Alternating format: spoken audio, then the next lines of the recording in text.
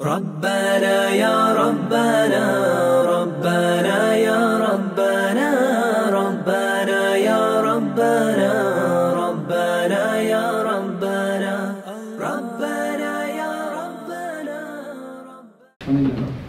Proximité imaginaire. Une personne qui aime vraiment quelque chose, il rêve de lui. Tellement on a aimé une chose ou un endroit, on a rêvé de cet endroit-là. Celui qui aime vraiment le Coran et sincèrement le Coran, il va se voir réciter des sourates qu'il ne connaît même pas. C'est peut-être arrivé à certains d'entre vous. Réciter en arabe le Coran, des sourates qu'il ne connaît même pas. Il va se voir lire le Coran et avoir une proximité avec le Coran dans ses rêves. Proximité imaginaire, on parle donc de penser Coran et rêver Coran.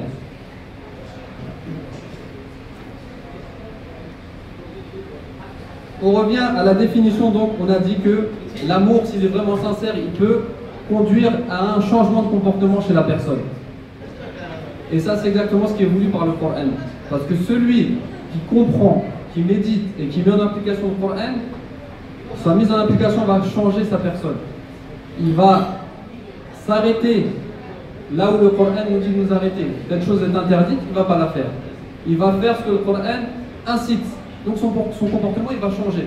Et son comportement il va changer par, comme on a dit, s'il n'a pas lu sa révision de la journée, il ne va pas être bien. Il va être stressé jusqu'à ce qu'il lise cette récitation. S'il n'a pas lu sa récitation, s'il n'a pas compris sa partie du Coran, il ne va pas dormir. Il va retarder son sommeil pour lire son Coran. J'ai oublié de préciser, donc celui qui aime le Coran également, il va protéger le Coran. Il va le protéger, c'est-à-dire il va le mettre dans des endroits propres. Il va le prendre avec les ablutions. Et lorsqu'il y a une chose, un événement, la première chose à laquelle il va penser à protéger, c'est avec le Coran. Et cette histoire a un rapport avec le fait de protéger. Un cheikh explique qu'en Égypte, une étudiante, elle habitait dans une petite maison, elle avait deux masahif chez elle. Un pour sa mémorisation et un autre dans lequel elle s'appliquait à comprendre les versets, elle mettait des notes, des mises en application. Il y a eu un tremblement de terre. Sa maison s'est écroulée. Après quelques jours, ils ont retrouvé les débris, enfin ils ont repoussé les débris, ils ont retrouvé le cadavre de cette femme-là.